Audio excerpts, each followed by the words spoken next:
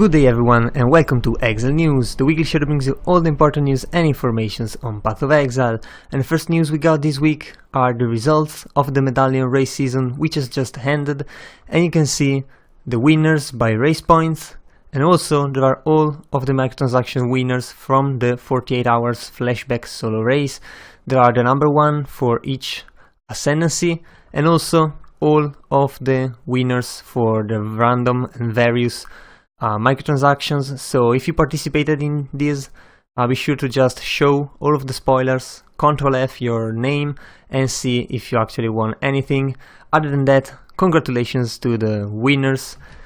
We also got a new unique, or several new unique reveals. First one is the Eye of Innocence, and Innocence is going to be a figure in Act 5 I believe, but it's too early for that. Let's just take a look at the item. It's an amulet, as we said. It has a chance to ignite, a lot of increased damage while ignited. However, you take 100 fire damage when you ignite an enemy, but you have a 2% of fire damage leached as life while ignited, so this can actually be a pretty interesting item. I wonder if it works with something like the Goddess Unbound, but we will have to see about that. Someone is bound to test that anyway. Snake Pit is a Sapphire Ring. This is dropped by the Hydra, the Guardian of the Hydra, and it adds cold damage, which is quite good actually, over 30%. Some cast speed and spells have an additional projectile, so this is definitely something interesting for Freezing Pulse, maybe even Ice Spear. We'll have to see about that. And the last unique is Brain Rattler Meat Grinder. This one is dropped by the Minotaur, or again the Guardian of the Minotaur. It has decent physical damage, and most of it is just added flat damage. 50% of physical is converted to lightning, and you can just have it all go to lightning, simply adding a physical to lightning gem. High chance to cause shock.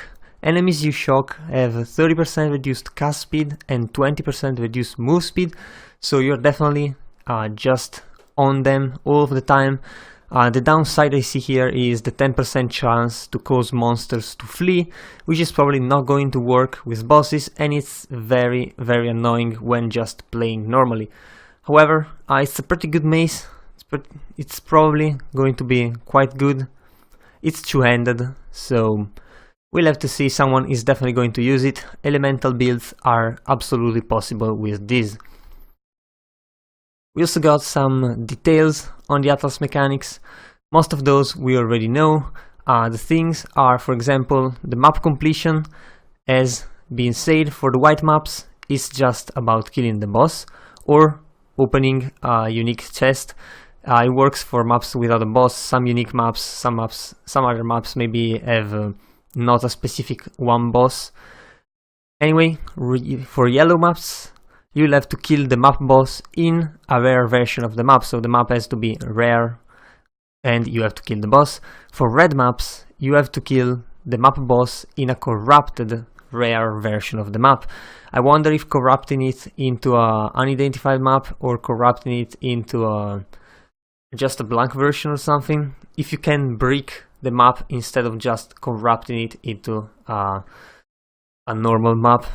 I don't know, but still this is going to be not as easy, because red maps are definitely harder and generally have different monsters, different bosses, which are harder than usual, especially now that many of the maps have been kind of revamped or just taken a look at. As for Shaper Orbs, there are only 15 available, and basically you can use one per tier pretty much, although you can choose whichever map you want. They have to be tier 10 or below. Also, Shaper Orbs are kind of on a quest item, so you cannot trade them, and if you use them on a map, you can actually take them back, but it will cost you 20 Cartographer's Chisels and 5 Orbs of Regret. And this is intentionally expensive, because you're not supposed to do that. I mean, you are supposed to do that, but the point is, think well before using a Shaper's Orb on any given map. Cartographer's Sextant There are going to be 3 types of those. Each can be used on specific maps, and it's just kind of like the normal maps. They are divided in yellow, white and red tiers, so that's pretty much it. And these items are just going to drop in maps. You can also trade maps, and you will be able to play whatever maps you have, regardless of your Atlas progress. Also, if you complete a specific map, it will unlock on your Atlas, even if it's not connected to any other ones. So you can actually, if you want, you can actually buy specific maps at specific tiers and just play those ones with how the drop works. Although I suspect many will just have fun and complete all the Atlas just to experience it. Other than that, the Val Temple map is now tier 16, which means corrupting a tier 15 map, which is quite the gamble, because a tier 15 map is definitely worth a lot just by itself, so risking a corruption, the Val Temple better be really worth it. Also, this is not going to be the only tier 16 map, since the 4 Guardians map are actually tier 16. Other than that, if you want, there is a video by ZiggyD which kind of explains how everything works, so if you still aren't sure how things works, be sure to check this out. I'll put the link in the description below. And also we got another reveal. This time is another one of the uniques from the Guardian of the Hydra, and it's Silver Tongue Harbinger Bow, which is the bow that the Hydra pretty much wields. So it's a kind of a crit bow, 7.5%, and also has a lot of physical damage. The interesting properties here are 100% increased crit stack chance with arrows that fork, arrows that pierce cause bleeding, and arrows always pierce after chaining. So you can cause kind of a subsequent effects, like the arrows fork and then chain and then pierce, causing bleeding. You can do all of this stuff, but it's definitely really strong just for the fact that pierce causes bleeding. You can easily obtain 100% pierce, and always causing bleeding with that is definitely going to be extremely strong if you are going to do damage over time build. So definitely really strong bow, little bit more inspired than the Reach of the Council, although still it feels pretty normal to me, but that's just me anyway. Also, by ZiggyD again, we got a new video showcasing 5 new or overhauled or improved bosses. Some of those have been changed. They were one boss and now they are multiple bosses, or they are exiles. You can see the one here is a new boss that uses this like astral or spacey kind of vortex thing, which is extremely cool, and I suspect this is going to come out as a microtransaction really soon.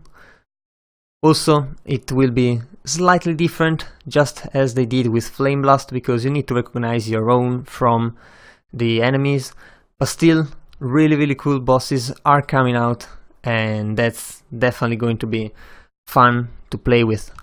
Also, beside the multi-threading improvements that GGG talked about a couple weeks ago, there is now a new effect improvement.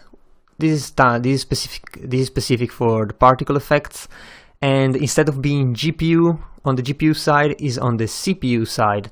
So using both, you can see from the graph here, if you use the particle optimization and the engine multi-threading, you are obviously improving your FPS by a lot. However, depending on which of those between CPU and GPU is bottlenecking you, you might only be able to use one of those. Still, it's definitely an improvement, and it's pretty good that they're doing this on both sides. So regardless of what your spec is, you will probably benefit from one or both. So that's definitely going to be really good, and these are going to be implemented into the game as soon as the patch launches, which is on Friday next week, so on the 2nd of September. So definitely look forward to some improvement regardless of what your spec actually is. Also, and last, we got the fact that GGG has deployed a patch, a very small patch. However, they added Russian localization, chat channels and a Moscow gateway. Russian players should now be able to play on our servers, and the account migration should now all be complete. Of course, if you asked to be migrated over here. There are also 2 new staff members added to GGG's community team, which of course will be assisting for the Russian speaking community.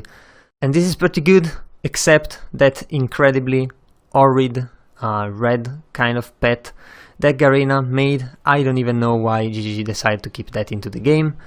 But anyway, that was all for this week. If you enjoyed the video, leave a like and a comment down below. Also, if you want to remain updated every week, be sure to subscribe to my channel. So that was all. I've been your host, Giorgio, and I'll see you guys the next time.